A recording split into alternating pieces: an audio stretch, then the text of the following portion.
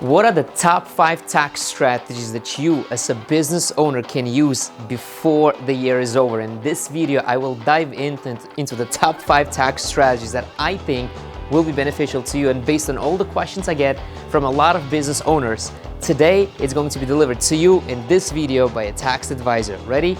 Let's go.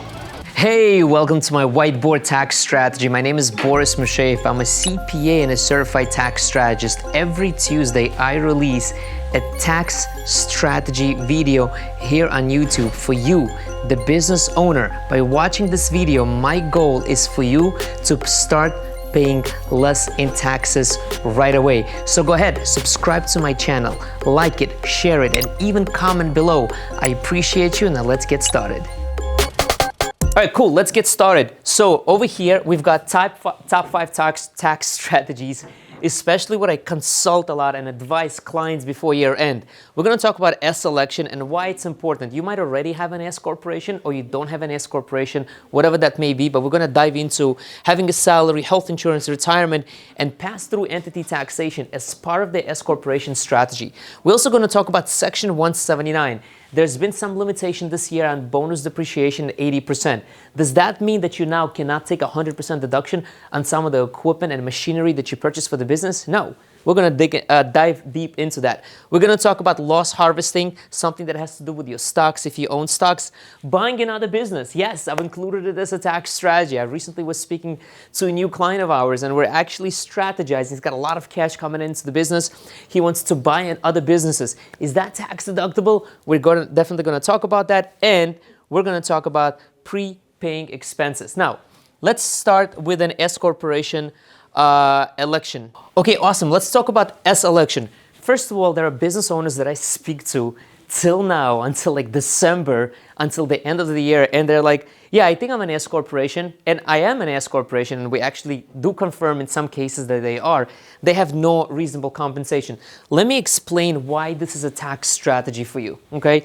When you don't have a salary from the business, from an S-corporation specifically, there's a line 7 on the 1120S of your S-corporation tax return that asks for reasonable compensation. If that box, if that line is 0, IRS will most likely pick it up for an audit. And when they will pick it up for an audit, they will look at how much distributions you took out, and they will add everything back as a salary, which will cost and result in you overpaying in self-employment taxes. Now, what you want to do before the year is over, figure out, are you paying yourself a salary from your S-corporation? First of all, if you're not sure whether you're an S-corporation or not, confirm that with your tax advisor. Hopefully you have a tax advisor. The second thing you want to do is, first of all, make sure you have a salary before year end.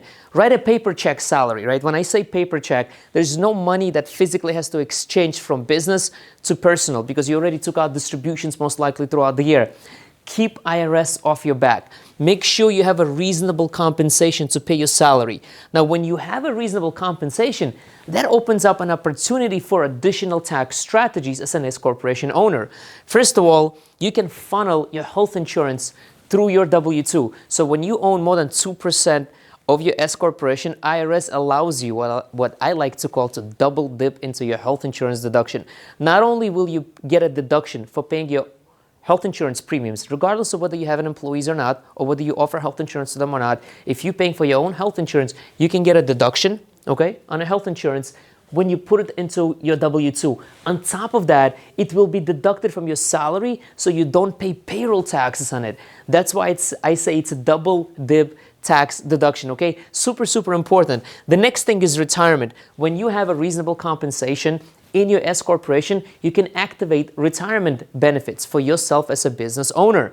Because if you have an S-corporation and you don't have a salary because you didn't know, you've been operating without it, I met quite a few business owners that you can put money away into retirement to get a tax deduction. You can put money away into the SEP IRA. You can put money away into a solo 401k because the percentage of the contributions and the way the contributions work all depends on your reasonable compensation. Ladies and gentlemen, if you're working with a tax preparer, you are not working with a tax advisor, and I guarantee you right now, you're overpaying in taxes by a lot. Let me ask you, how much do you think you overpaid last year? And I know you know the answer to that question. Now multiply it by the last 5 years. Definitely. So what you want to do in this case, especially before year end, don't just rely on your tax preparer. Give them a call, hope for them to call you back. Hope is not a tax strategy. Call a tax advisor, speak to a tax advisor about strategies like this. Now, we also have a pass-through entity taxation.